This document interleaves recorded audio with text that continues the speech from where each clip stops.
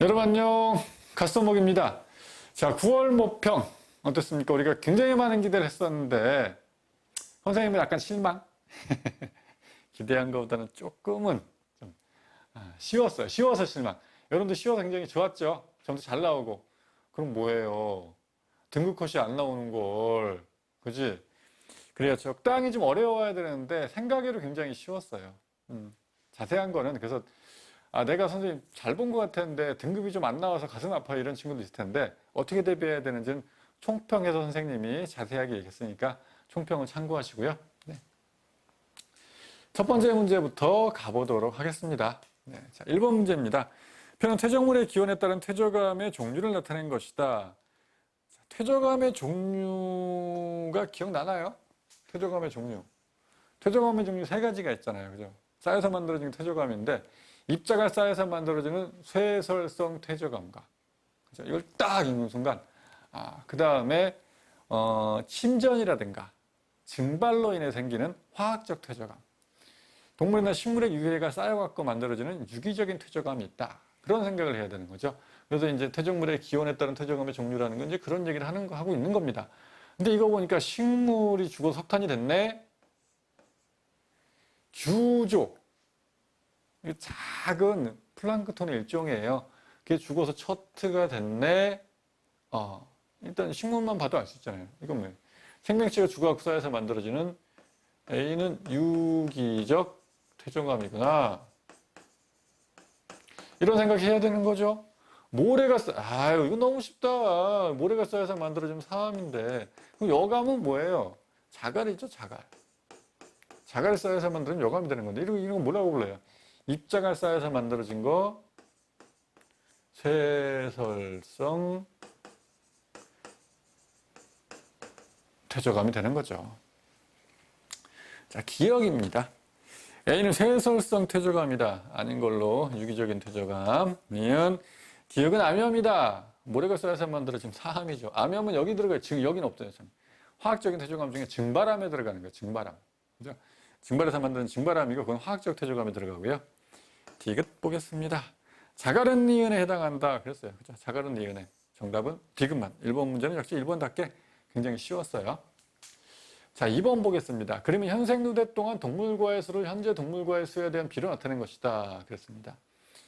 자, 현생 누대. 고생대, 중생대, 신생대를 현생 누대라고 하죠. 그죠? 네. 근데 현재 동물 과의 수가, 그러니까 이게 무슨 얘기냐면요. 이제 계문, 강목, 과, 속, 종 이렇게 분류 기준이 있어요. 그중에 과라는 거에 이제 우리가 무슨 종, 무슨 종, 무슨 종 하지만 그 위 단계로 과가 있는데 지금 이 정도 살고 있다. 중생대에는 그보다 좀 더 많이 살았어. 엄청 멸종했군요. 여러분들 돋보기를 한번 보여드릴까요? 짜잔. 이만큼이 멸종한 게 되는 거예요. 이만큼이. 와, 이만큼 살았는데 이만큼 멸종했어요. 한 반 가깝게 멸종했네. 근데 이런 거는 이제 멸종이 좀 덜 일어났던 거죠. 그죠? 그렇게 생각하시면 되고요. 예전에는 지금보다는 많은 동물들이 좀 적게 살았구나. 뭐 이런 것도 생각해 볼 수가 있습니다. 자, 이에 대한 설명으로 옳은 것만을 보기에서 있는 대로 고른 것은 3점짜리인데요. 기억부터 가겠습니다. A식의 육상동물이 출현하였다 그랬어요. 육상동물은 이거 고생대 초기잖아요. 고생대 초. 고생대는 무슨 기가 있죠? 캄브리아기, 실루리아기, 데본기, 석탄기, 페른기가 있습니다. 알잖아요. 왜? 캄 하면 오실 때 석탄과 페인트를. 그죠? 실루리아기, 고생대 실루리아기.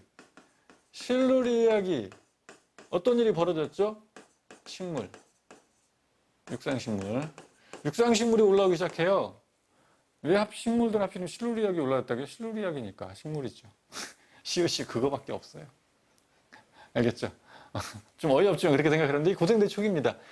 육상으로 이제 식물이 올라오던 시기가 A라고, 성캄브리아기, 그 다음에 이제 실루리아기니까 그렇게 볼 수 있는 건데, 그때 육상에 동물이 출현했다고. 이제 식물들이 올라오기 시작했는데 식물이 올라오고 나서 동물들이 올라오기 시작하겠죠. 항상 식물들이 먼저 번성하잖아요. 땡! 니은. 동물과의 멸종 비율은 B 시기가 C 시기보다 크다 그랬습니다. 요거 이제 여러분들 보시면 이 B 시기 이만큼 있었는데 여기서부터 여기까지 그중 요만큼 멸종한 거예요. 시식인 보니까 그거랑 비슷해요. 아니면 약간 더 작거나. 근데 요만큼 이만큼 멸종했어요. 이게 더 많이 이렇게 훅 멸종하게 된 거죠. 그래서 비시기가 시시기보다 크다 땡. 시시기가 더 큰데. 자료 보고 그러니까 사실 이렇게 돼 있는데 이렇게 돼 있으면 아 여기서부터 여기까지 이만큼 동물들이 살았었는데 그죠? 요거만 살아남았네. 요것들은 이제 멸종당한 거예요. 이만큼이. 요거 멸종당한 거. 그죠? 그렇게 생각해 보시면 돼요. 자, 생각해보면 이게 C가 훨씬 더 커요. 멸종당한 게 비율이. 그래서 니은 땡이고요. 디귿 갑니다. 뒤시기의 공룡이 멸종하였다. 공룡 언제 멸종했어요? 중생대 말에.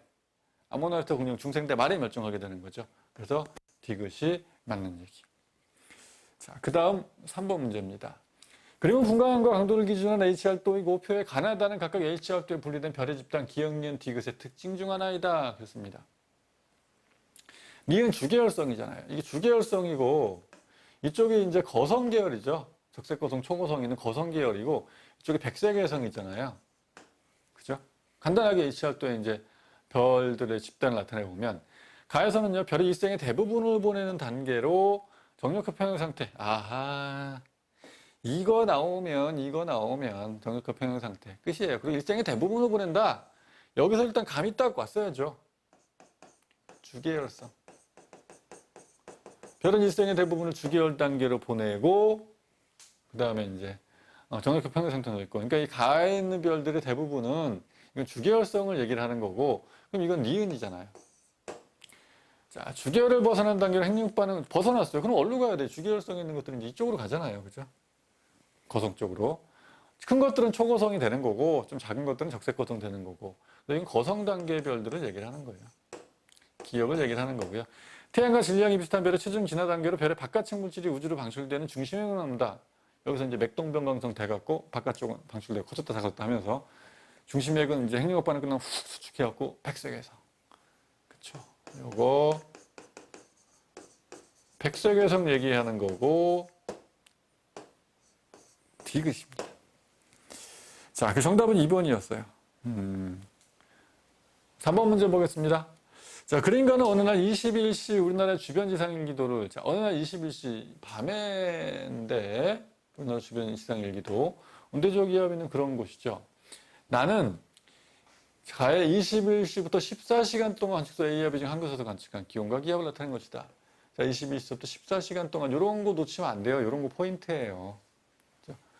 그래서 이제 저런 거 그냥 훅 지나갔던 친구들은 저게 어떤 의미인지를 이해하고 가야 되는 거거든요.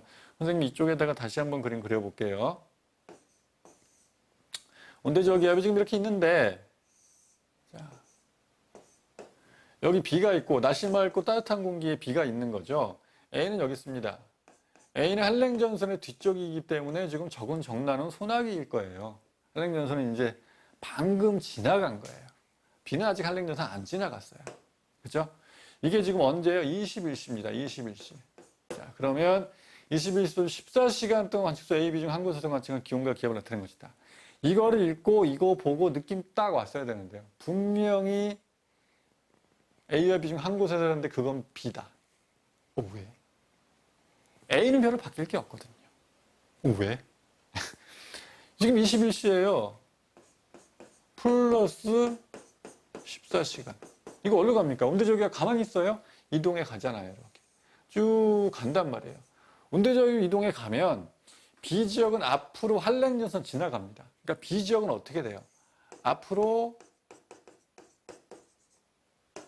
온도 뚝 떨어져. 여기 찬 공기가 오거든. 그죠? 그러고 나서 적은 정도는 소나기 내릴 거고. 근데 A지역은 그냥 이게 넘어가면요. 한랭전선 지나간 후니까 쭉 한랭전선 가고 나면 야 이제 나는 그냥 비 내리다 그쳤고 끝났어. 기온은 그냥 좀 찬 공기 그냥 계속인데. 뭐 이런 거예요. 그러니까 변화가 심한 거는 비잖아요. 지금은 따뜻한데 앞으로 온도가 뚝 떨어질 거고 저기압 중심이 가까이 왔다가 멀어지니까 이제 기압은 좀 낮아졌다가 앞으로 높아질 거고. 오케이. 이해가 됐어요? 저기압의 중심이 가까울수록 기압이 낮은 걸 했잖아요. 중심이 여기 오면 제일 가까운 거죠, B랑. 그리고 쭉 갈 거예요. 여기 가서 이제 이렇게 되면 나는 한랭전선 통과해서 이제 그쪽에 천공기야. 오케이. A는 변화가 별로 없거든요. 이게 만약에 이제 A에서 측정한 거를 쓰면 어떻게 나타나느냐면 저기압 중심이 일단 가까이 있다 멀어졌는데 계속 멀어지니까 기압은 계속 쭉 떨어져야 돼요. 쭉 떨어지는 게 없잖아요. 떨어지다 올라가고 올라가다 내려가잖아요. A가 아니라는 거예요. 오케이. 기온도 그냥 뭐 거의 변화가 없어야 돼요. 상공기만. 근데 이 변화가 있잖아요. 뭐예요? 아하, B에서 관측한 거. 한랭전선이 통과할 거예요. 통과하고 나면 기온이 뚝 떨어지죠. 그래서 이게 지금 기온인 겁니다. 기온. 이 선이 기온인 거고, 그 다음에 이제 이 온대저기압의 중심이 여기 있다가 일로 왔어요. 제일 가까워지면 기압이 제일 낮아요. 그때가 이 시기지. 기온 떨어지기 시작합니다. 한랭전선 이제 통과하면 기온 뚝 떨어져요. 그리고 다시 저기압의 중심 멀어지니까 기압은 높아지는 거고. 점선은 기압이구나. 이게 바로 출제자의 의도를 깨닫는 거예요. 왜 이런 자료를 주고 14시간 동안 관측소에 한국에서 관측한 기온과 기압일까? 기온과 기압도 옆에는 있는데 이거 왜 실수한 점선을 구별을 안 해줬을까? 네가 찾아. 이런 거구나. 내가 못 찾을 줄 알고?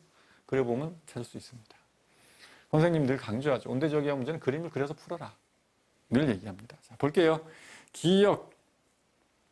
가의 A의 상층부에서는 주로 층운형 구름이 뭡니까? 한랭전선의 뒤쪽, 적은 정남이잖아요. 높은 층운형 아닌 거죠. 그래서 기역 땡, 니은 나는 B의 관측자료이다. 맞는 얘기고요. B에서 관측한 거.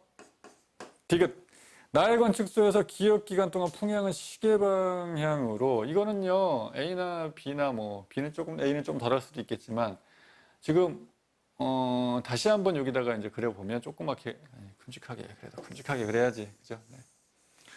온대저기압이 특히 전선이 통과할 때 한랭전선이나 운난전선이나 상관이 없죠. 그죠? 이렇게 돼 있었는데 바람은 저기압 중심을 향해서 반시계 방향으로 여기서 일로 지나가잖아요. 풍량 어떻게 생각하라고요? 이렇게 바람이 불어오다가 지나갔으니까 이렇게 풍량 변화는 이렇게 시계 방향으로. 사실 온난전선도 그렇고 한랭전선도 그렇고 전선이 통과하면 풍량 변화는 시계 방향으로 일어납니다. 북반구에서 그래요. 그렇기 때문에 디귿 풍량은 시계 반대 방향으로 땡입니다. 니은만 맞는 얘기가 되겠습니다. 자, 그 다음 5번 문제입니다. 그림과는 우리나라 주변 해역 A, B, C를 나눈 세 해역 표층에서의 수온과 염분은 수온 염분도에 나타난 것이다. B와 C의 수온과 염분 분포는 각각 기역과 니은 중 하나이다. 그렇습니다. A랑 C는 같은 위도에 있네요. B는 위에 있고, 그럼 B가 더 찬물일 거예요. 그죠? 한류가 내려오는 곳이기도 하고, B는 찬물. 거기에 비해서 A와 C는 좀 따뜻한 물이 아닐까? 이렇게 생각해 볼 수가 있습니다. 자.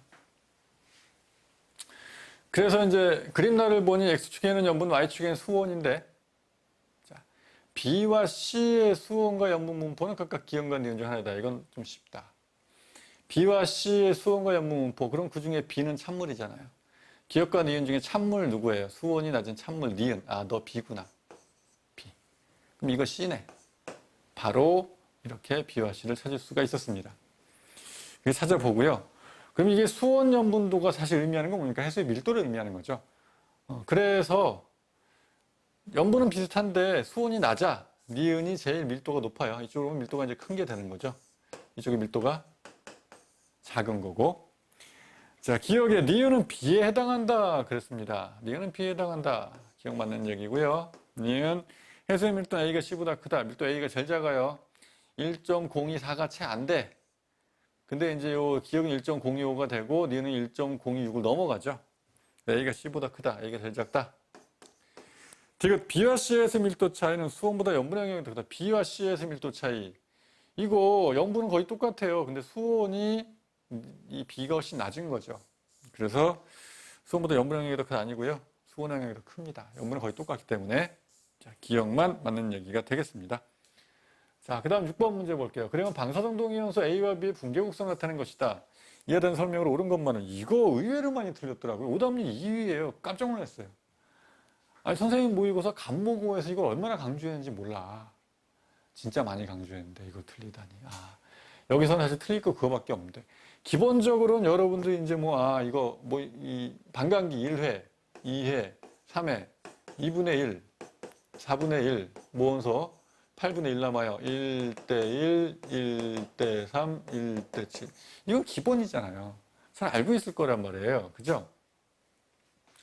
자, 그러면 딱 자료를 보자마자 의미하는 게 뭡니까? A 같은 경우에는 반감기가 50% 반으로 줄었는데 걸리는 시간이 7억이다. 너 7억이구나. 근데 B 같은 경우에는 반감기가 이건데 25%는 뭐야? 4분의 1. 반의 반. 반의 반이 1억이니까 반감기는 사실 얼마? 여기. 0.5억인 거죠.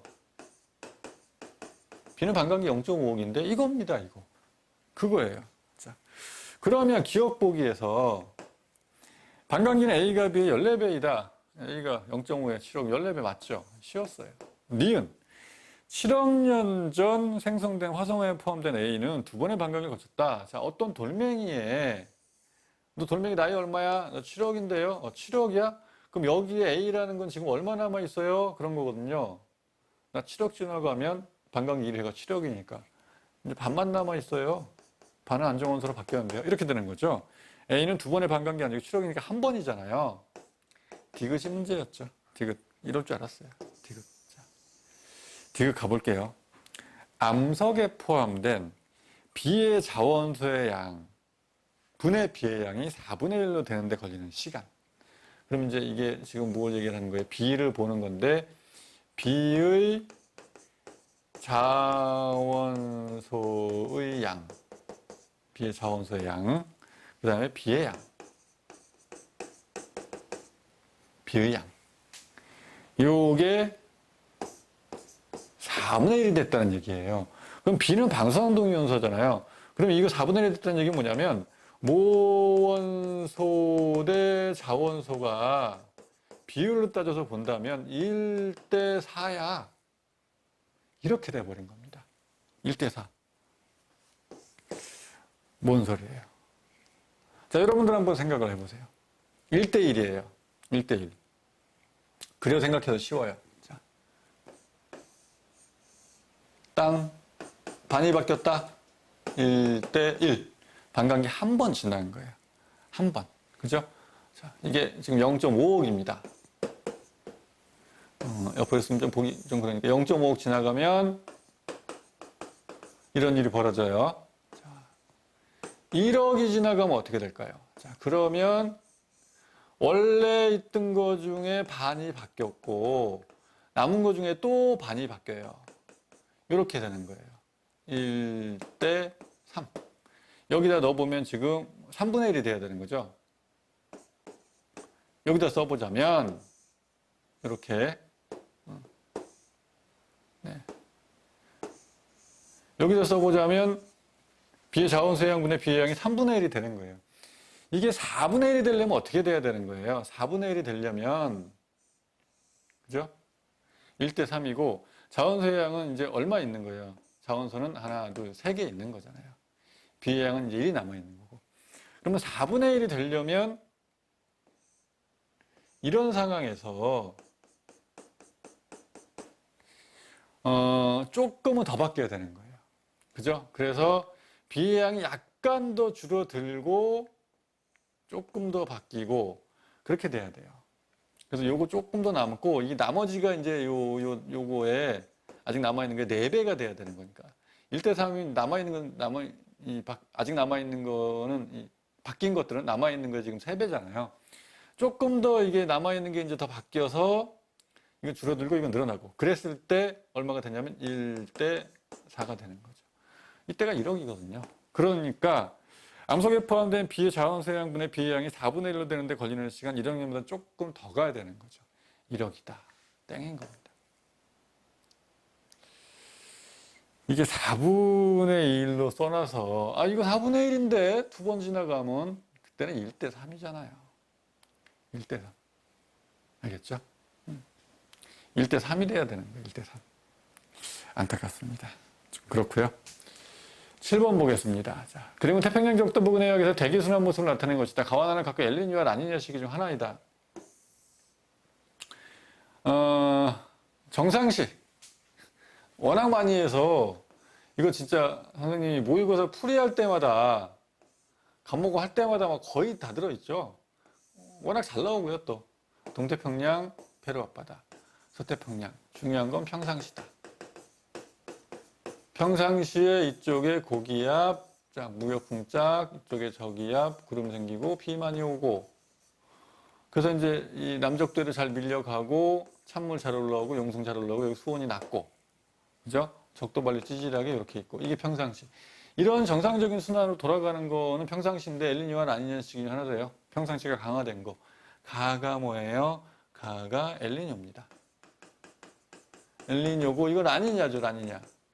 라니냐는 이게 반대인데 여기까지 못 가고 무역풍이 약화돼서 여기까지 못 가고 무역풍이 요것만 가고 반대가 여기까지 못 오고 또 여기까지 오는 거예요. 그러니까 비는 상승기로 구름 많이 생기겠죠.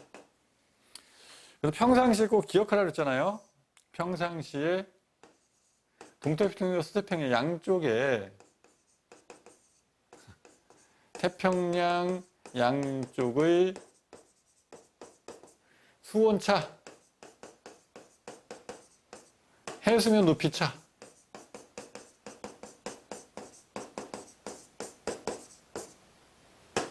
그리고 기압차 전부 다 크다. 기억하라고 했었어요. 자, 기억 보기부터 봅니다. 선생님 지금 죄송해요. 말은 그렇게 하면서 반대로 써놨죠. 네. 가끔 깜빡깜빡해서 그럴 때가 있는데 이게 이제 평상시 굉장히 세진 거 라니냐고 거꾸로 된 거. 엘니뇨죠, 엘니뇨. 엘니뇨. 네. 갑니다. 기억 보기. 서태평양 적도부근 무역풍의 세기는 그래서 이제 서태평양 적도부근 이쪽인데요. 하여튼 동태평양 쪽이고 서태평양 쪽이고 무역풍 쭉 불어가니까 무역풍이 세지면 아니냐가 되는 거예요. 그래서 이제 가가 나보다 강하다 맞는 얘기고요. 동태평양 적도부근의 용승이 평상시에 잘 일어나거든요. 라니냐, 바람이 세졌어요. 더 잘 밀려가요. 더 잘 올라야 되겠죠. 라니냐 때 센 겁니다. 가가 나보다 강하다 맞는 얘기. B지점 해면기압 빼기 A점 해면기압의 값은 가가 나보다 크다. 이거 5-7인데 7인데 조금 헷갈렸을까요? 여기서 얘기하고 싶은 건 지금 뭐냐면 B지점의 해면기압인데 B지점을 이제 사실은 문제에서는 B지점이 여기지만 여기가 A지점이고 B지점 여기라고 봐도 돼요. 어차피 기압 차이가 이렇게 있기 때문에. 근데 이제 하고 싶은 얘기는 뭐였냐면 B지점에서 빼기 A지점의 해면기압이거든요. 자, 그러면 평상시엔 이쪽이 B지점 있는 이쪽이 고기압이에요. 그러니까 평상시엔 고기압이고 라니냐 때는 그 값이 플러스로 크게 나타나야 돼요. 근데 엘니뇨 때는 어떻게 됩니까? 이쪽이 고기압이 돼버리잖아요. A가 고기압이, 기압이 높고 B지점이 기압이 작아요. 작은 값을 큰 값을 빼기 때문에 엘니뇨 때는 그 값이 마이너스가 나와야 된다는 거죠. 자, 그래서 가가 나보다 크다 그랬어요. 플러스가 큰 거잖아요. 디귿 보기도 맞는 보기가 되는 겁니다. 자, 7번 이렇게 풀었고요. 8번 보겠습니다. 그래 해양 지각의 연령 분포를 나타내는 것이다. 그랬습니다. AD 지점에 대한 설명으로 옳은 것만을 그랬는데 여기 뭐가 있는 거예요? 여기 해령이죠, 해령. 해령이 있습니다. 해령이 있고요. 그 다음에 이제 여기 세계에서 제일 긴 산맥이 있는 그렇죠. 안데스 산맥이 있는 이쪽에 뭐가 있습니까? 이쪽에는 해구가 있죠, 해구. 이봐라, 태평양이잖아요. 여기 우리나라 보이죠? 이거 뭐예요? 이쪽에 일본 해구 있잖아요. 이렇게. 그래서 해구 표시가 다 이렇게 돼 있단 말이에요. 태평양은 해령도 있고 해구도 있고, 그죠? 해령은 두 줄로 많이 표시니까. 대서양은 뒤에 있는데 이거 해령이 있어요. 근데 C 있는 데는 해구 아니죠. 대서양은 해구가 없다. 이게 대서양의 특징이죠. 이 정도는 알고 있을 겁니다. 자, 기억. 해저 퇴적물의 두께는 A가 B보다 두껍다 그랬어요. 해령에서 지각이 생겨서 B까지 가는데 요만큼, A까지 가는데 이만큼. 나이를 많이 먹었잖아요. 퇴적물 구동은 많이 쌓이겠죠. A가 훨씬 두껍죠, B보다. 니은. 최근 4천만 년 동안 평균 이동 속력은 B가 속한 판이 C가 속한 판보다 크다 그랬습니다. 판의 이동 속력 물어봤어요. 당연히 B가 빨라요. 이건 선생님이 아주 기본적인 개념이라고 많이 설명했어요. 사실 이것 좀 문제 쉽게 나온 거예요. 아마도 이걸 좀 어렵게 낸다면 판 이동의 원동력에 대해서 물어볼 수도 있어요. 판이동의 원동력 여러분들 세 가지 정도는 기억하셔야 되죠. 해령에서 밀어내는 힘, 해구에서 섭입한 판이 잡아당기는 힘, 중간에 멘틀 대류가 이동시켜주는 힘. 여기 해구 있잖아요. 해구. 태평양은. 태평양의 이쪽 판이나 이쪽 판은요. 해구에서 잡아당기는 힘이 존재하기 때문에 이동 속도 굉장히 빠릅니다. 그런데 대서양은요. 해구가 없어요. 해령에서 밀어내는 힘밖에 없고 그 해구가 없기 때문에 그게 또 대륙까지 같이 밀어내야 돼요. 대서양은 굉장히 느릴 수밖에 없는 거죠. 그래서 B가 속한 판 태평양이잖아요. 빨라요. C가 속한 판 대서양에 있는 판보다 크다 맞는 얘기고요. 그리고 지진 활동은 C가 D보다 활발하다 그랬습니다. 그럴 리가 없잖아요. 여기는 해구가 아니에요. 지진이 거의 없어요. 근데 D는 해령이니까 천마지진이 활발하겠죠. 그죠? 그래서 D가 활발한 거예요. 정답은 기억 니은입니다. 자, 9번 문제 보겠습니다. 오답률 3이죠. 많이 당황했을 텐데요. 해양판이 섭입하는 것은 뭐라 그래요, 우리가? 섭입대라고도 하잖아요, 섭입대. 그리고 여러분들 배운 것 중에 뭐가 떠올라요, 섭입대는? 해구가 떠올라야죠, 해구. 해구지역에서 해구지역에 딱 나오잖아요. 지진파 단층 촬영 영상 같은 것이다. 자, 지진파 단층 촬영을 했어요. 이거 왜 했을까요? 속도 편차 보느라고. 나오면, 뭐가 떠올라야 돼요? 지진파 단층 촬영 나오고, 지진파의 속도 편차 나왔어요. 머릿속에 떠올라야 되는 생각, 이건 플룸 문제다. 플룸 구조론 떠올라야 되는 거죠. 이렇게 지금 피파의 속도 편차, 이게 빠른 거예요, 빠른 거. 피파가 빠른 거. 이거 빠르다. 지진파 빠르다. 여기 느리다. 지금 지진파의 속도가 빠른 것은 지금 무슨 의미죠, 이게? 딱딱한 거. 차가운 플룸. 혹은 딱딱한 지각, 뭐 이런 거. 느리다, 이거는 이제, 흐물흐물. 뜨거운 플룸, 마그마 같은 거 녹아서 올라오는 거. 그런 걸 얘기를 하는 거거든요. 이렇게 지금 딱딱한 부분 들어가고 있잖아요. 그리고 여기 화산섬들이 있죠. 자, 거리를 볼까요? 200km예요. 요만큼 200km. 축적을 생각해 보세요. 서울과 부산까지의 거리가 약 500km. 서울에서 천안 정도까지가 약 100km. 그거의 2배, 200km. 우리나라를 저 맨 위에서 서울과 부산이 500이니까 지도의 맨 위. 거기서 하면 1000km 좀 넘을 것 같은데 그런 생각. 여기 200km니까 그럼 이거 여기까지 하면 이제 1000km 좀 넘겠는데 이런 생각도 해주면 좋고 사실 진짜 완전 그 포인트는 이걸 떠올렸어야 되는 거죠. 이렇게 이제 화산섬이 있기 때문에 섬이니까 대륙지각은 아니고 바다가 있는 거예요. 여기 이제 지각이 이렇게 있고 밑으로 내려가는 겁니다. 이렇게 바다가 있는 거예요. 그래서 이제 해양지각이 대륙지각인지 해양지각인지 정확히 모르는데 해양지각 같아요. 그리고 여기 있는 해양지각이 멘틀 대류 때문에 여기서 밑으로 이렇게 멘틀 대류가 내려가니까 에너지 방출을 식어서 같이 내려가 주는 겁니다. 여기가 이제 섭입대가 돼버린 거죠. 정확히 그리자면 사실 요거 이제 살짝 이렇게 들어가 있어야 돼요. 이 부분이 살짝 이렇게 내려가 있어야 되는데 이렇게 내려갑니다. 하여튼. 돌려갖고 한번 그려볼까요? 정확하게. 이래서 처음에 그릴 때 잘 그렸어야 되는데 바다가 이렇게 있고요. 또 직선으로 그렸다. 이 부분이 이렇게 내려가야 돼요. 여기도 살짝 들어가야 되고 이렇게 이런 식으로 내려가면서 이렇게 만나게 되는 거죠. 이렇게 이런 식으로 바다는 이제 이렇게 있고 지각이 이렇게 되어 있는 겁니다. 그래서 이제 이거 내려가는 거고요. 이렇게 요거는 멘틀 지금 약간 좀 흐물흐물하죠. 그런데 자료를 보니 그러면 해양지각이 밑으로 내려가면서 어떤 일이 벌어져요? 함수강물에 물이 빠져나오죠. 그래서 이런 부분들에서 마그마가 생긴단 말이에요. 용융점이 낮아져서 무슨 마그마가 현무암진 마그마가 생기는 거예요. A가 그런 부분인 겁니다. 그게 지금 올라오고 있어요. 밝은색 부분 속도가 느리면 올라오고 있어요. 이렇게 올라와서 이렇게 이제 섬 같은 거 만드는 거예요. 그래서 해구와 나란하게 여기 이제 섬이 이렇게 만들어지는 겁니다. 지각이로. 이런 거죠. 해구와 나라는 게 호상열도가 만들어지는 거죠. 일본 같은 게 이제 대표적인 예라고 좀 볼 수 있는데요. 물론 일본 좀 대륙주의가 위에 있긴 하지만 그래요. 일본 화산섬 있잖아요. 그렇게 생각해 주시면 딱 좋을 것 같아요. 자료를 보고 그럼 이거 왜 시커매? 멘틀이 식어서 내려가는 거예요. 지각도 좀 딱딱하고 이쪽으로는 이게 어려운 부분들이 나타나는 거죠. 알겠죠? 녹음 부분은 이제 이게 뜨거운 플룸이라고 얘기할 수도 있겠지만 사실 이게 해구에서 나타나는 거기 때문에 해구는 사실 정확히 얘기하면 차가운 플룸이 만들어지는 곳이잖아요. 이게 밑으로 내려가서 차가운 플룸이 되는 거고요. 해양 지각이. 그리고 여기는 그러면 해구 주변에 이쪽이 해구니까 해구 주변에 화산섬.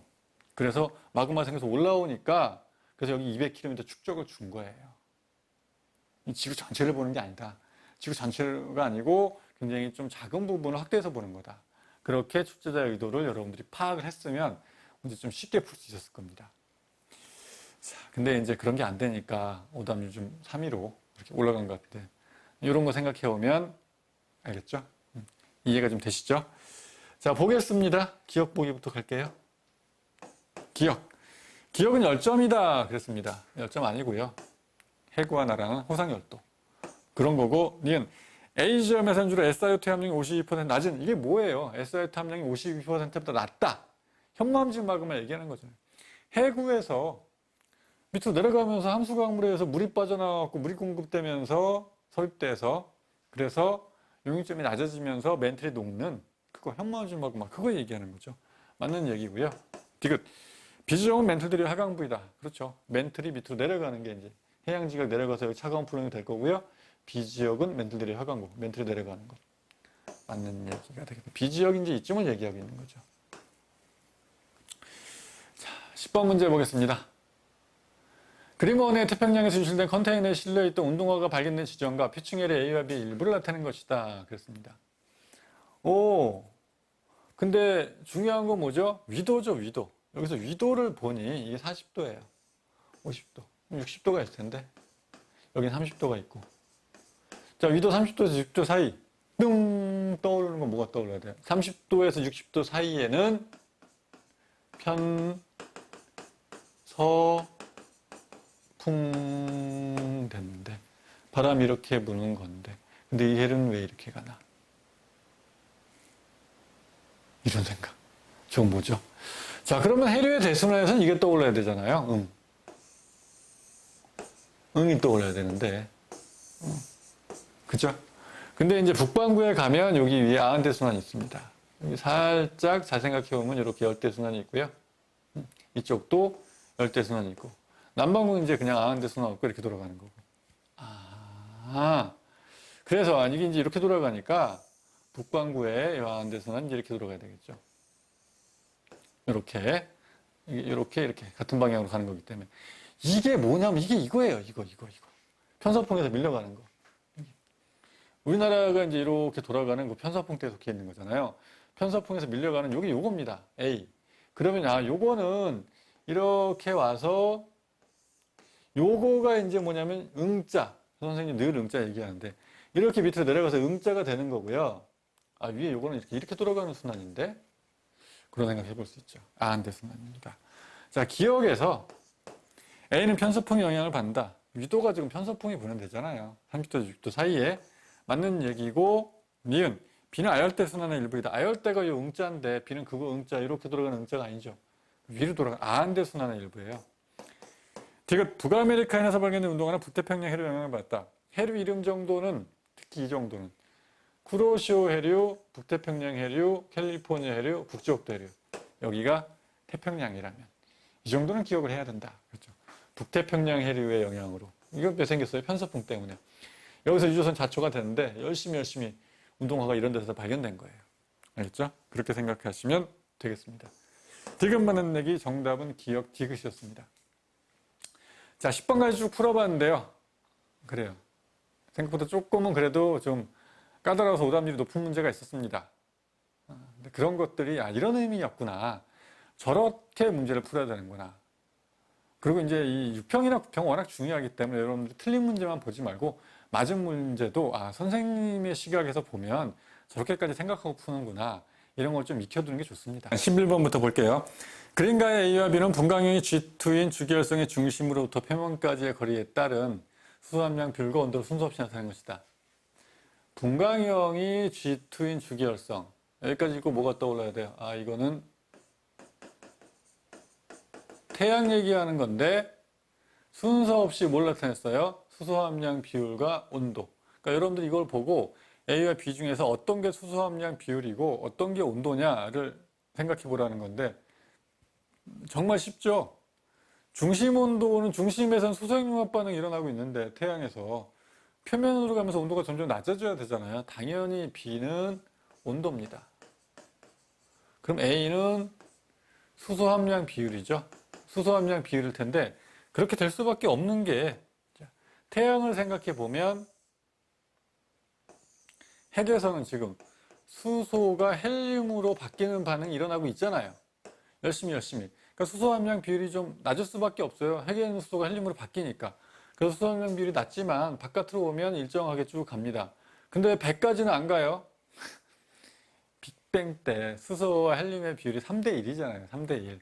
그래서 이제 이쪽에는 수소도 꽤 있지만 헬륨도 3대 1 정도이기 때문에 75%까지만 수소인 거예요. 거기까지 생각했으면 천재, 지구과학 잘하고 있는 거죠. 그런 거고요. 그 다음에 이제 이건 답은 분명히 PP 반응입니다. 태양에서는 PP 반응이 우세하게 일어나죠. 여기가 중심 온도 1800만 K 혹은 태양 질량의 1.5배? 그것보다 작으니까 태양은 PP 반응이 더 우세하게 일어나고 있는 거예요. 그 정도를 이해하면 되겠죠. 자, 기억. A는 온도이다. 수소 함량 비율이라는 거 우리가 찾아봤어요. 땡이고, 니은. 가의 핵에서는 CNO 순환 반응보다 PP 반응이 생성 에너지량이 많다. 맞는 얘기입니다. 대류층에 해당되는 것은 니은이다. 그런데 이제 핵 기억 니은 있잖아요.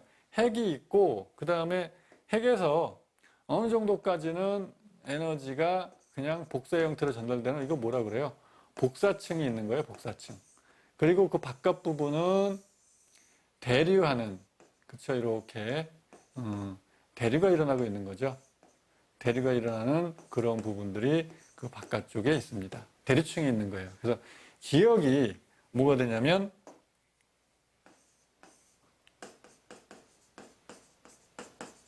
복사층이고 니은은 대류하는 대류층이기 때문에 대류층에 해당되는 니은이다.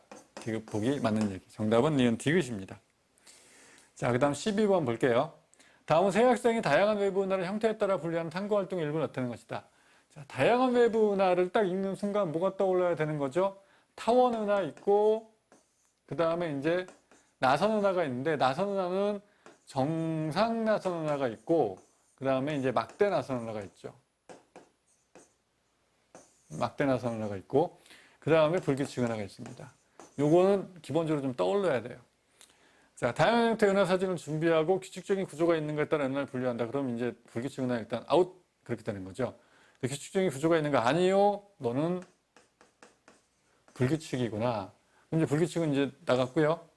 타원 은하, 나선 은하 중에서 뭐뭐가 있는가를 가지고 이제 아니오와 A로 나누는 건데요. 여기 나선팔이 들어가면 막대기 모양이 들어가면 어떻게 돼요? 그건 나선 은하만 나누는 거니까 타원 은하는 갈 일이 없잖아요. 그럼 그러면 안 되는 거죠. 그래서 이거는 타원 은하와 나선 은하를 나누는 그런 걸 얘기하는 거겠구나. 기억에서는 그렇게 생각해 줘야 되는 겁니다. 그럼 타원 은하와 나선 은하를 나누는 기준은 뭐가 될까요? 나선팔이 있으면 나선 은하가 되는 거죠. 나선팔이 막대기 모양의 구조에 연결되어 있다. 그럼 막대 나선 은하. 그냥 나선팔만 있다. 정상 나선 은하. 그런 거 없고 동그랗게 생겼다. 타원 은하. 그래서 기억에는 뭐가 들어가야 돼요? 나선팔이 들어가는 게 맞습니다. 나선팔이 있어. 그럼 너는 나선 은하구나.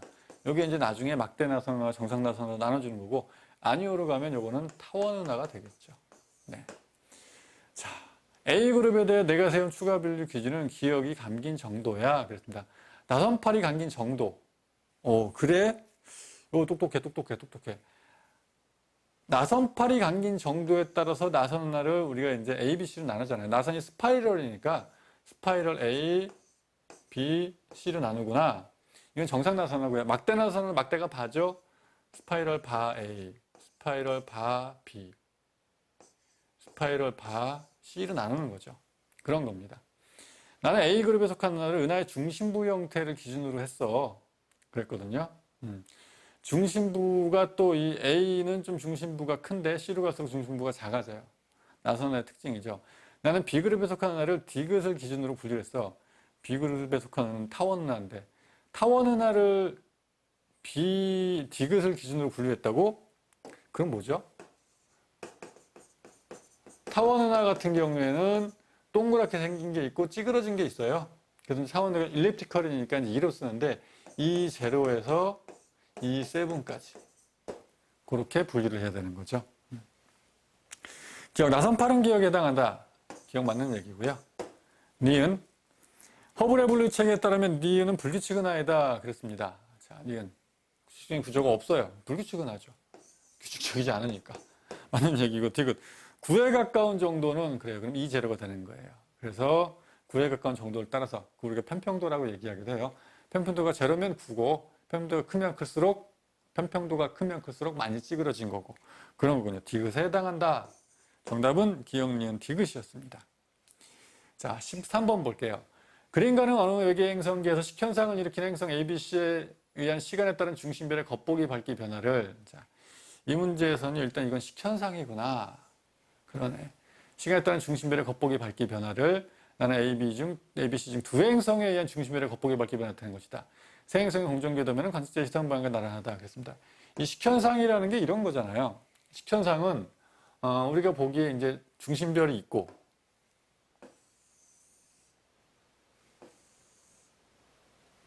두둥 행성이 와서 중심별을 쭉 와서 돌아가잖아요. 이렇게 행성이 돌아가니까 중심별을 가리기 시작합니다. 쭉 이렇게 이제 돌아가는 건데요. 중심별을 가리기 시작해요. 이때부터 어두워지기 시작하죠. 그래서 어두워지기 시작하고 행성이 여기까지 왔다. 자, 다 어두워졌습니다. 그 다음에 쭉 가죠. 어디까지? 행성이 여기 올 때까지. 쭉 가요. 그리고 행성이 여기까지 오면 완전히 빠져나왔죠? 밝아진 거예요. 이렇게. 그래서 이 시간을 T1, 행성의 이 부분이 중심별을 가리기 시작할 때. 완전히 다 가렸다. T2. 그럼 계속 가리고 가니까 이제 계속 어두워진, 이만큼 계속 어두워진 거예요. 그랬다가 빠져나가기 시작한다. 밝아지는 거죠. T3 완전히 빠져나갔다. T4가 되는 겁니다. 그렇게 생각해 주시면 되고, 이 행성이 크면 많이 가리잖아요. 이게 많이 어두워져야 돼요. 이 시간도 약간 달라지겠지만, 자, 그런 건데, 선생님은 이 문제를 보면서 이런 생각을 했었어요. 아, 이거, 지금 A, B, C 중에 이게 둘 중에 이제, 이 두 개가 A, B, C 중에 어디에 포함이 되는 거냐, 어디에 해당이 되는 거냐, 그걸 어떻게 찾아내지? 살짝 고민을 해봤습니다. 그랬더니, 가완화에서 같은 게 뭐냐, Y축이에요. 밝기가 나와 있어요. 밝기의 상대값. 아, 이게 결정적인 힌트였죠. 돋보기로 한번 보여드릴게요. 지금 요 이제 나에서 요거는 지금 보니까 99.9가 있어요. 99.9보다 더 어두워져요. 그런데 이 밑에 있는 거는 딱 99.9까지 어두워집니다. 여기 한번 가볼까요? 밝기에 99.9가 있어요. 99.9까지 딱 어두워지는 건 C예요. 훅 어두워지죠. C. 99.9까지 어두워지는 건 C고 99.9보다 더 많이 어두워지는 건 B입니다. 자, 다시 한번 가볼래요? 99.9보다 더 많이 어두워진 게 B였어요. 99.9까지 딱 어두워진 건 C고요. A 같은 경우에는 99.9까지 가질 않아요. 아, 그렇구나. 오케이. 그래서 99.9보다 더 많이 어두워지는 거 이게 B였고 99.9까지만 어두워지는 거 요거는 C였구나. 이렇게 생각해 볼 수가 있는 거죠. 그리고 또 한 가지. A는요. 굉장히 빨리빨리 돌아요. 시간을 보시면 어두워졌다. 어두워져서 쭉 갔어요. 다음에 또 돌아서 또 어두워지겠죠. 또 어두워지고 또 어두워지고 또 어두워지고 또 어두워지고. A는 여기서부터 여기까지가 이만큼이 공전축이에요. A의 공전축이. 그럼 C는 어떨까요? C는 여기서 한번 어두워졌죠? 그 다음에 이만큼이 이게 C의 공전축이에요. B는 어때요? 어두워지고 어두워지고 이만큼이 B의 공전축이구나. 그렇게 생각해 볼 수가 있습니다. 자, 행성의 반지름은 B가 A의 3배이다. 그랬습니다. 아, 이거 무슨 소리지? B가 A의 3배라니. 근데 여러분들 이 그림 돋보기 다시 한번 보여드릴게요. 잘 보시면 A가 이만큼 어두워졌을 때 B는 이만큼 어두워지거든요. A가 여기서부터 한 칸이라고 하면, 네, 그렇죠. B가 어두워진 거는 한 칸, 두 칸, 세 칸까지 어두워져요. 아하. B가 A의 3배구나. 뭐가? 면적이. 우리가 단면적으로 보는 거잖아요. 그러니까 이건 무슨 얘기냐면 A가 이만하다고 하면 난 A야, B는 이만한 거예요. 3배. 난 B야. 이게 3배. 면적이. 근데 원의 단면적은 파이 R 제곱이잖아요. 기억 보기에서는 뭘 물어봤죠? 반지름을 물어봤죠. R 제곱을 물어본 겁니다. 파이 R 제곱이 3배라면 그러면 R은 뭐가 돼요? 루트 3이 돼야죠. 루트 3. 제곱해서 3배가 되는 거니까. 루트 3배인 거예요. 루트 3배. 그래서 B가 A의 3배이다. 기억 땡이고요. 루트 3이 돼야 되는 거고. 니은 보기 보겠습니다. 행성의 공전 주기는 C가 가장 길다 그랬어요. B 이만큼인데 C 이만큼이잖아요. 어두워지고 그 다음 어두워질 때까지. C가 가장 길다. 맞는 얘기고요. 디귿 봅니다. 행성이 중심배를 통과하는데 걸리는 시간 C가 B보다 길다. 자료를 봐도 그렇네요. 중심 통과가 걸리는 시간인데 C는 이만큼이고 B는 이만큼이죠. C가 더 길어요. 그래서 C가 B보다 길다. 맞는 얘기입니다. 정답은 니은 디귿이었고요. 자, 그 다음 14번 문제 볼게요. 그림은 기후변화 요인 기억과 니은을 고려해 추정한 지구 평균 기온 편차, 추정값 빼기 기준값과 관측 기온 편차, 관측값 빼기 기준값도 나타낸 것이다. 자, 기억과 니은은 각각 온실기체와 자연적인 요인 중 하나이고 그랬는데 온실기체는 지구 온도를 높이는 쪽으로 작용하잖아요. 그죠? 그래서 자료를 봤을 때 이게 지금 관측 기온 편차입니다. 우리가 관측한 건 이렇게 변했는데 기억만을 고려한 기온 편차인데 기억이 온실기체거든요. 온실기체는 굉장히 온도가 높아지는 거예요. 맞네. 이게 기억이고 이거 온실기체. 온실기체 우리가 엄청 썼구나. 근데 그거보다 관측한 게 낮아요. 왜 낮을까? 니은만을 고려한 기온 편차. 니은이 자연적 요인이라고 그랬거든요. 이게 니은만을 고려한 건데 이거는 그럼 분명히 자연적인 요인 중에서 기온을 사실은 떨어뜨리는 쪽으로 작용하는 거겠네. 그런 생각을 해봐야 되는 거죠. 그래서 온실기체만 따지면 이렇게 높았는데 관측된 게 이렇게 이만큼 낮은 이유는 이것 때문이구나 하는 걸 생각해 볼 수 있습니다. 기온과 니은을 모두 고려하면 그건 이제 관측 편차랑 거의 비슷하게 나타나는 거죠. 자, 기억. 지구의 수면의 평균 높이는 B 시기가 A 시기보다 높다 그랬습니다. A 시기보다 B 시기가 온도도 많이 높아졌어요. B 시기. 따뜻하면 빙하 많이 녹아서 바다로 많이 흘러들어요. 해수면 높아져야 돼요. 해수의 부피 자체도 커지고요. 그렇기 때문에 해수면 평균 높이는 B 시기가 A 시기보다 높다. 기억은 맞는 얘기입니다. 니은 대기권에 도달한 태양 복사 에너지 양의 변화는 니은에 해당한다. 그렇습니다. 대기권에 도달한 태양 복사 에너지 양 온실기체 영향을 받을까요? 자, 지구가 있을 때 대기권이 있습니다. 여기 도달하는 태양 복사 에너지 양. 여기 있는 온실기체 때문에 이 지구 온도가 높아지는 거랑 상관이 없잖아요. 여기 도달하는 거는. 그건 이제 자연적인 요인에 속하게 되는 거죠. 그래서 니은에 해당한다. 맞는 얘기고요. 디귿. 비시기의 관측 기온 변화 추세는 자연적 요인보다는 온실기체의 영향이 더 크다. 관측된 게 자꾸 올라가는 게 자연적인 요인은 올라가지 않았어요. 온실기체가 많이 올라갔죠. 그것 때문에 두 개를 더하니까 거의 올라가는 거고 그랑 비슷하게 나타나잖아요. 그래요. 온실기체의 영향이 더 크다. 디귿 맞는 얘기 되겠습니다. 정답은 기억, 니은, 디귿이고요.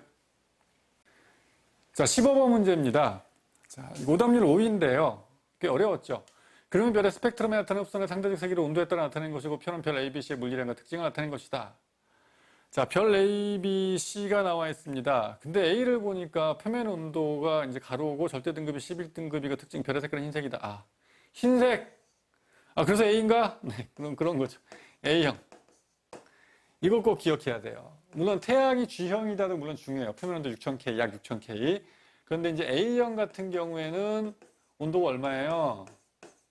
10,000K, 백색, 그리고 수소 흡선 스펙트럼이 가장 크다를 꼭 기억해야 돼요. 수소 흡선 스펙트럼이 굉장히 크잖아요. 자, B를 보니 온도가 3500K이고 반지름이 C의 100배이다. 큰 별이구나. C는 6000K. 딱 읽는 순간 뭐가 떠오르요? 6000K. 야, 이건 G형인데? G형이 이제 태양도 G형 쪽에 들어가죠. 정확히 얘기하면 G2지만 5800K니까 G형인데 이걸 떠올려야 됩니다. 그리고 나서 자료를 괜히 준 게 아니잖아요. 표면 온도를 보면 이걸 우리가 이제 만 K라는 거 눈치를 챘기 때문에 10 곱하기 10의 3승 여기에 A가 있는 거구나. A별은 여기 있는 별인 거고 B는 3500이니까 여기 있는 별인 거예요. B는 여기 있는 별이고 그 다음에 C는 6000이니까 여기 있는 별이에요. C는 여기 있는 별이구나. 여기까지는 생각이 나야 합니다. 자, 그러면 볼게요. 이제 1번부터 갈게요. 반지름 A가 C보다 크다 그랬습니다. 반지름 A와 C의 반지름 비교해 보라고? 근데 지금 절대 등급이 이렇게 차이 나거든요. 11.0, 6.0. 자, 절대 등급은 그 별의 본래 밝기와 연관이 있는 거니까 강도와 연관이 있는 거였는데 강도가 클수록 등급은 좀 작아지는 거죠. 밝을수록 등급이 작아지는 거예요. 근데 5등급 차이 난단 말이에요. 기억나나요? 5등급 차 밝기 얼마예요? 100배. 밝기가 100배 C가 더 밝아요. C가 더 밝구나. 그럼 무슨 의미죠? 온도가 높은데도 불구하고 C를 기준할까요? A보다 C가 온도가 낮은데도 불구하고 밝다. 이건 뭐예요? 큰 거밖에 없잖아요. 왜냐하면 늘 강조하죠. 별의 광도 L은 4파이 R 제곱 온도의 시그마 온도의 사승인데 이거 사실 다 기억할 필요 없이 반지름의 제곱에 온도의 사승에 비례한다. 이렇게 얘기하잖아요, 선생님이. 그래, 그러면 반지름이 지금 보면 온도가 굉장히 높아요. A가. 근데도 불구하고 이게 작아. 그래, 반지름이 작은 거야. C는 A보다 온도가 낮아요. 근데도 훨씬 밝아. 100배 밝아. 반지름이 큰 거네. 이렇게 생각해 볼 수가 있는 거죠. 알겠죠? 그렇게 생각해 주시고, 그래서 1번 땡입니다. 자, 2번 볼게요. B의 절대된 건 마이너스 4.0보다 크다. 두둥. 그걸 어떻게 알죠? 근데 B를 읽어보니 3500K인데 반지름이 C의 100배래요. 근데 C를 보니까 온도 6000K의 절대 등급이 6등급으로 나와 있어요. 이거 갖고 풀라는 얘기구나. 그러면 절대 등급 강도와 연관이 있는 거기 때문에 자, 절대 등급 마이너스 4.0. 자, 그럼 일단 이런 생각 한번 해볼게요. 지금 C와 B를 연관시켜서 풀어야 되는 거거든요. 그런데 반지름이 C의 100배고 지금 6.0인데 마이너스 4.0 줬단 말이에요. 마이너스 4.0이다. 만약에 이게 절대 등급이 마이너스 4.0이라면 몇 배 차이 나는 거예요? 마이너스 4에서 0까지 4 오고 6까지 갔으니까 10등급 차이 납니다. 5등급 차이가 밝기 100배예요. 그렇다면 10등급 차는 밝기 10,000배 차이 나야 되는 거죠. 알겠죠? 그렇게 생각해 주시고 B가 밝기가 10,000배가 차이 나야 되는데 그게 아니면 이거 땡인 거거든요. 그럼 여러분 이렇게 생각해 볼 수 있잖아요. 여기다 한번 넣어 볼게요. B와 C를 기준으로 넣는 거기 때문에 그래서 이제 B의 절대 등급을 물어봤으니까 B를 그러면 일단은 C를 1로 놓고 한번 생각을 해볼게요. C를 1로 놓고 생각을 해보면 반지름은 100배예요. 그래서 C의 강도를 1로 놨을 때 반지름 100배인데 그럼 이거 뭐예요? 100의 B는 100의 제곱 곱하기 온도. 온도는 어떻게 우리가 지금 C를 1로 놓은 거니까 6000 1로 놓고 온도가 3500이에요. 요거에 500을 꼭 이렇게 쓰면 그렇죠. 네, T고 500 또 그렇게 썼네요. 네. 500입니다. 요거의 4승. 이거를 그냥 딱 봐도 이게 뭐가 돼요? 요 값이 1보다 작아요. 이거 약분을 계속해서 해보면 12분의 7 이것도 혹시 구한 사람도 있을 거예요. 근데 선생님 해설하라고 구해봤는데 12분의 7이 1보다 작잖아요. 그렇다면 100의 제곱이면 만인데 이건 많이 되는데 이게 지금 1보다 작은 값이 나타나는 거예요. 돼요? 안 돼요? 안 되죠. 광도가 10,000배가 안 되는 거예요. 광도가 10,000배가 안 되기 때문에 B는 C보다 마이너스 4.0보다는 커야 돼요. 오케이. 광도가 10,000배가 안 돼. 어두워. 10,000배까지는 안 돼. 10,000배보다 어두워. 등급은 커져야 되는 거죠. 그래서 마이너스 4.0보다 크다. 2번이 맞는 얘기입니다. 정답이에요. 이 2번 구할 때 이렇게 구하시면 되고요.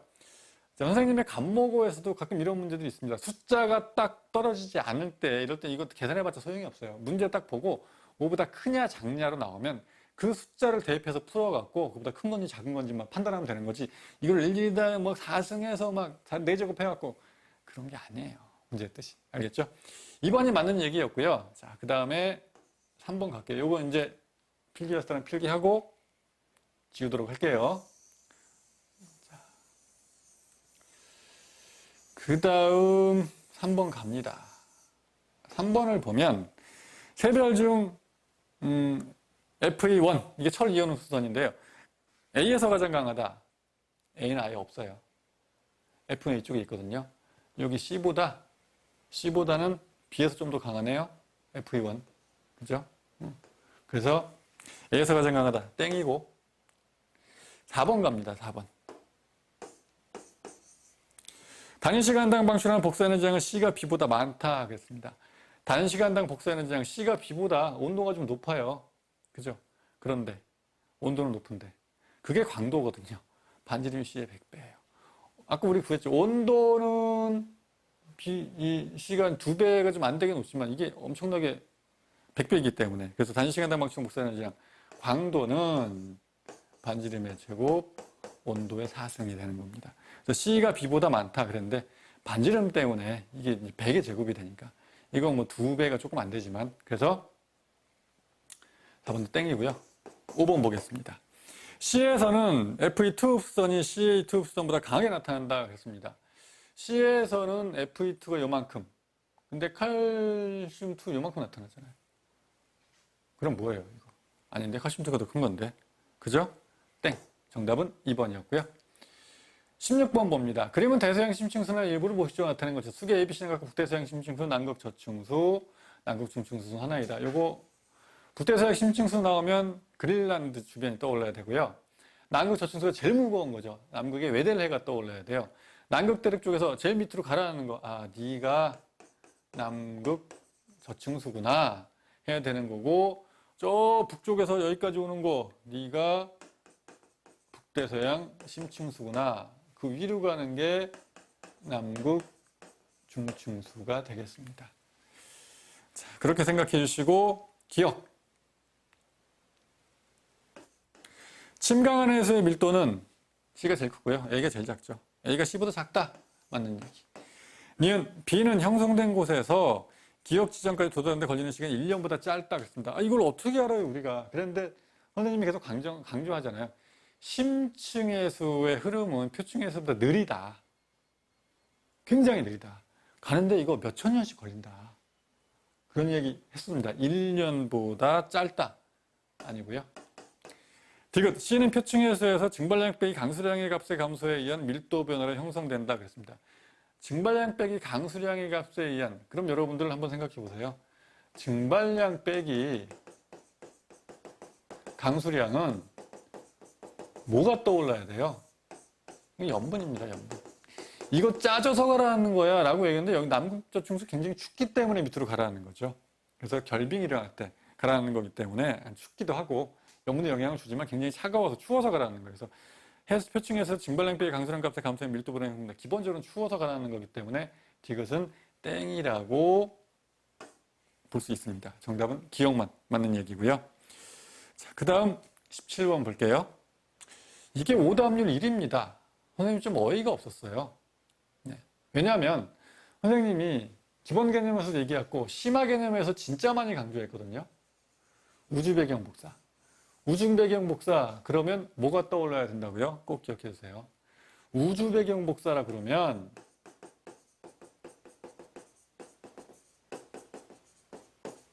일단 빅뱅 후 38만 년. 년이 지났을 때 그때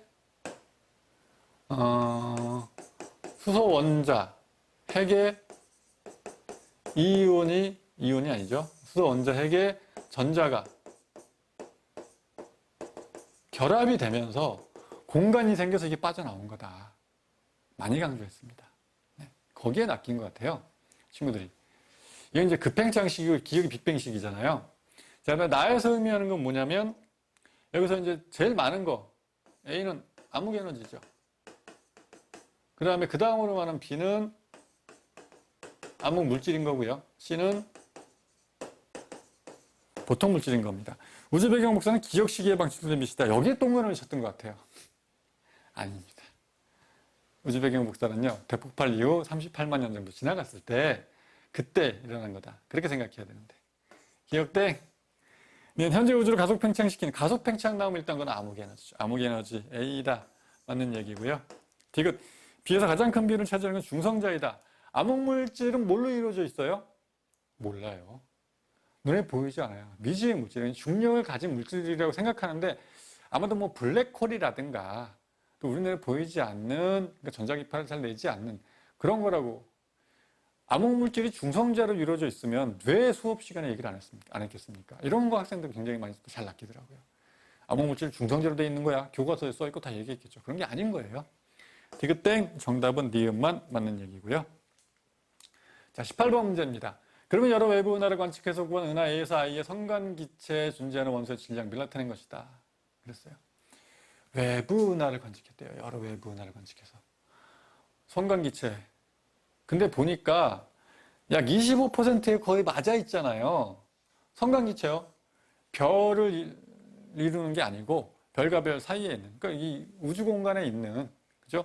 은하 내 우주 공간에 있는 그런 기체들을 얘기를 하는 건데, 이거를 보고 여러분들 뭐가 떠올랐으면 좋을까요?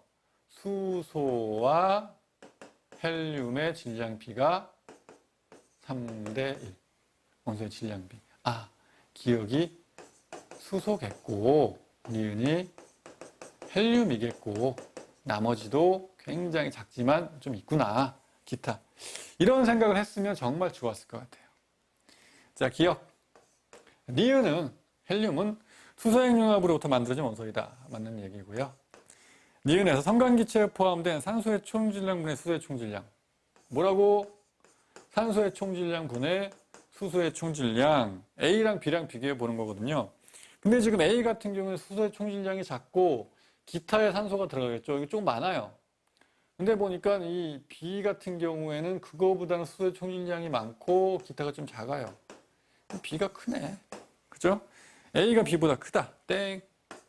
디귿. 이 관측 결과는 우주의 밀도가 시간관계 없이 일정하다. 뭐 얘기하는 겁니까? 대폭발 우주론. 빅뱅 우주론. 우주가 한 점에 있다가 점점 커져요. 커지는데 중간에 뭐가 생기나요? 안 생겨요. 안 생기기 때문에 밀도가 점점 줄어들어요. 알겠죠? 밀도가 일정한 건 뭐였어요? 그거는 정상우주론이죠.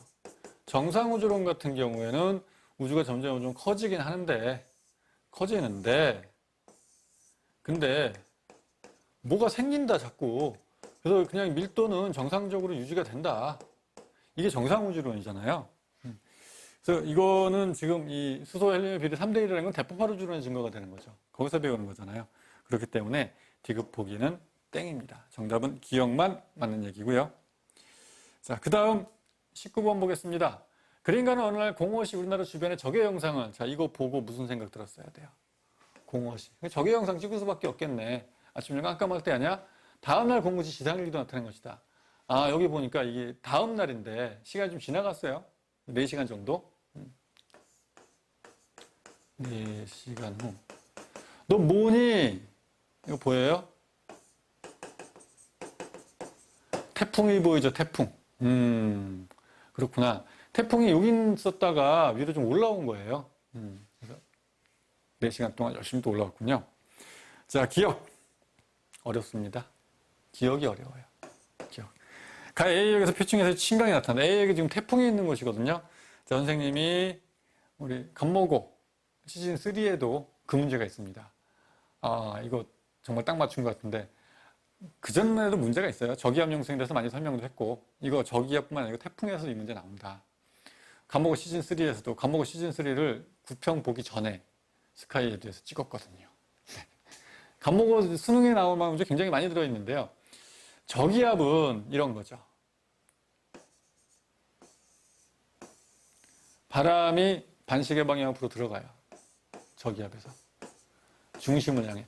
그렇다면 전향력은 오른쪽 90도로 움직이기 때문에 물들은 이렇게 나갑니다.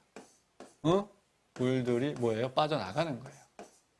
자, 그러면 단면을 그려본다면 저기압이 있을 때 물들이 자꾸 빠져나가요. 어쩔 수 없이 올라와야 되죠. 우리가 연안용승도 있고 적도용승도 있지만 저기압 용승, 저기압 혹은 태풍에서 이거 문제 나왔을 때 용승이 생겨야 되는 거예요. 그래서 여러분들 기억 보기. 가해 A역에서 표층에서 신강이 나타난다. 저기압 용승 얘기하는 겁니다. 태풍이기 때문에 확실하게 나타나죠.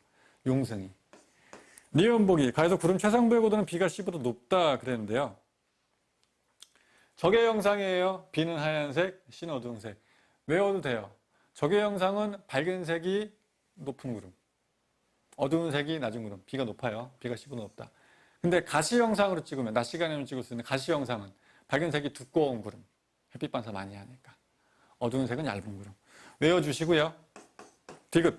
나에서 풍속은 E가 D보다 크다. 풍속 뭐 봐야 돼요? 일기기호가 있으면 일기기호의 꼴이지만 이건 일기기호가 없잖아요. 등압선의 간격이죠. 등압선 간격이 좁을수록 바람이 센 겁니다. D보다 E가 등압선 간격이 좁잖아요. 태풍 중심에 가깝기도 하지만 E가 바람이 세야 되는 거죠. E가 D보다 크다. 맞는 얘기. 정답은 니은 디귿이었습니다. 자, 그 다음 마지막 20번 문제를 보겠습니다. 그림은 유럽과 북아메리카 대륙에서 측정한 5억 년 전부터 디귿 시기까지 고지작이 극의 겉복 이동 경로를 겹쳤을 때 대륙 모습이 나타낸 것이다. 고지작이 극은 고지작이 방향으로부터 추정한 지리상 북극이고 실제 진북은 변하지 않았다. 자, 여기서 이제 이렇게 생각해 볼게요. 고지작이 극이라는 거는 고지작이 방향으로부터 추정한 지리상 북극이고 우리가 지리상 북극을 뭐라고 불러요? 실제로 지리상 북극이 진북이에요. 진북. 실제 진북은 변하지 않았다. 그랬습니다. 고지작이 극은 근데 이제 보면 고지작이 극의 겉복 이동 경로인데 겉복이 실제 이동 경로는 아니에요. 겉복이 이동한 것처럼 보이는 거예요. 그게 이렇게 5억 년 전부터 이렇게 해서 극지방 가깝게 갔네. 북극에 가깝게 지금은 그런 거죠. 근데 왜 두 개예요? 북아메리카, 유럽? 이거는 이제 알잖아요. 옛날엔 대륙이 붙어 있었다가 떨어졌기 때문에 붙어 있었다고 딱 생각해 놓고 보면 거의 겹칩니다. 원래 고지작이 그건 하나죠. 하나예요. 두 개인 적이 없어요. 근데 이걸 떨어뜨려 놓고 현재로 보면은 유럽이 약간 이쪽으로 가야 돼요. 물론 유럽을 놓고 북아메리카 쪽으로 뛰어도 되지만 그 가운데 이제 북아메리카, 유럽 사이에 뭐가 있어요? 대서양이 있잖아요. 유럽 이쪽으로 가게 해놓으면 유럽에서 측정한 겉복 이동 경로 있잖아요. 요거. 이걸 파란색을 그렸을 때 이걸 이렇게 돌려놓으면 이게 이렇게 이쪽으로 돌아갑니다. 이 중심으로 이게 돌아가기 때문에 이쪽으로 돌아가서 이렇게 나타나요. 이런 식으로. 이렇게. 근데 이걸 이제 이쪽에 있던 걸 이쪽으로 붙이면 여기로 가서 이렇게 붙는 거죠. 알겠죠? 그리고 또 여러분들이 어떻게 생각해야 되냐면요. 요거 이제 이렇게 좌우로 돌렸을 때 갖다 붙는다. 이게 이제 대륙이 옆으로 이동하는 거를 얘기해요. 붙었다 떨어진 걸 이동하는 거고요. 대륙들이 또 가만히 있는 게 아니고 아래에서 위로 올라가기도 하잖아요. 위에서 아래로 내려가기도 하지만 그것 때문에 이렇게 또 기역, 니은, 디귿으로 이동한 것처럼 보이는 겁니다. 붙여놨어도 이동한 것처럼 보이는 거예요. 그건 무슨 얘기지? 어렵지 않아요. 이렇게 생각해 보세요. 지구가 있단 말이에요. 자, 그래서 이제 움직이지 않았어요. 예를 들면 고지작이 북극이 하나고 그랬다고 쳐볼게요. 자, 대륙이 여기 있었습니다. 이때 1번.